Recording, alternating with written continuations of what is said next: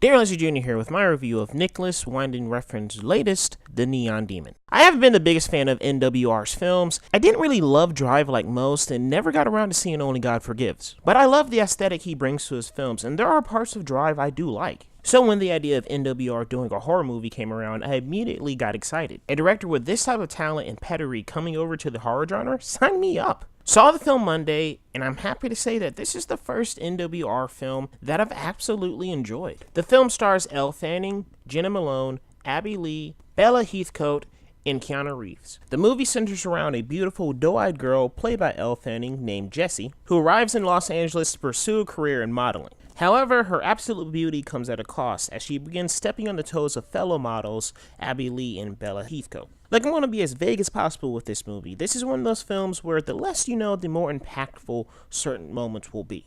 What you need to know is The Neon Demon is a psychological horror film that you don't want to miss, if you can handle it. The film is a beautiful, disturbing journey into the world of modeling and the lengths some would go to retain beauty and stay in the spotlight. As I said, this is honestly one of the most disturbing films I've seen to date. While watching this film, I felt extremely uncomfortable, constantly shuffling around in my seat with my arms crossed around my chest. What the hell is a chest? My chest, due to the images on the screen. Also, partially because it was cold. Why you gotta be so cold, theater? Trying to watch a movie, not freeze to death. Anyway, all that talk about being uncomfortable might sound like a negative, but it really isn't. It shows the strength in NWR's direction. This film holds you tightly, directing you through a welcoming but grim, narcissistic world that you just can't look away from. And that's a credit to Natasha Breyer's cinematography, NWR's direction, and Cliff Martinez's score. Natasha Breyer's cinematography here is breathtaking, guiding us through this world. Beautiful wide shots bring an otherworldly vibe to this picture. There are two sequences in the film that in hindsight may come off a bit pretentious, but while I was watching the film, I was so transfixed on the images flashing before me that I forgot that I was in an audience. It was just me and the screen. Also, there are shots that have become synonymous with NWR's films, where the camera lingers on an area or an actor for moments without end. Some bugged me, some didn't, but it's his staple, and hell, I just lived with it. The actresses in this film were amazing. Elle Fanning gives a chilling performance as Jessie. At first, you truly see her as this doe-eyed, small-town girl entering a lion's den, but as the film progresses and the spotlight grows brighter, you see that there is a darkness under her perfect skin.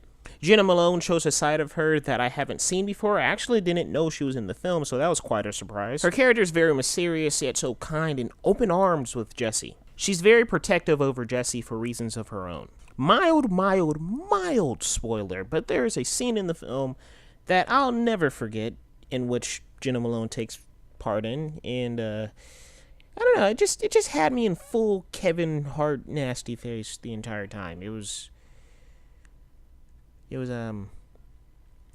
quite odd. Quite odd indeed. Abby Lee and Bella Heathcote give mesmerizing performances as well as the rival models to Jessie. They show up every now and then within the film. I wish we actually saw more of them, but they do make their mark every time they appear. John Wick himself also appears in the film, delivering a chilling performance and taking involvement in one of the most jaw-dropping scenes that populate the film. Those jaw-dropping, tense, dread-dripping scenes are not for the faint of heart. If you don't like blood, gore, nudity, blood, I would stay away from this movie. During the first act, you may forget, but this is a horror movie at heart. By the last act, you'll definitely remember that. No, there are not demons, ghouls, or monsters in this film. Well, there may be a monster in this film. Depends on how you take it, but this is a horror movie through and through.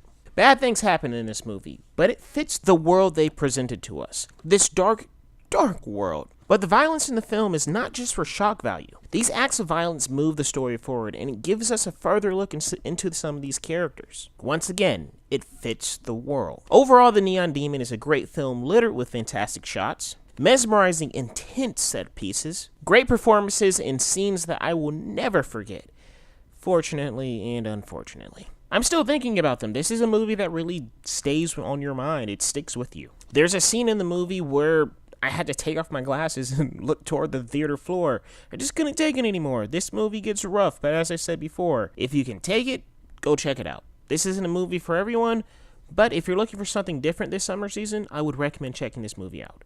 Just watch the trailer first. So that was my review of The Neon Demon. If you've seen it, please let me know what you thought about it in the comment sections below. Also, check out Majored Minor. It's an entertainment website a couple of friends and I are running. There you can check out movie news, album reviews, trailer reviews, and much more. Last but not least, if you like this video, please give it a thumbs up. If you like hearing me talk about movies, please hit that subscribe button. Come join the conversation. I'll be glad to have you. With all that being said, I'm Darren Leslie Jr. I hope you enjoyed this review, and I'll catch you guys next time.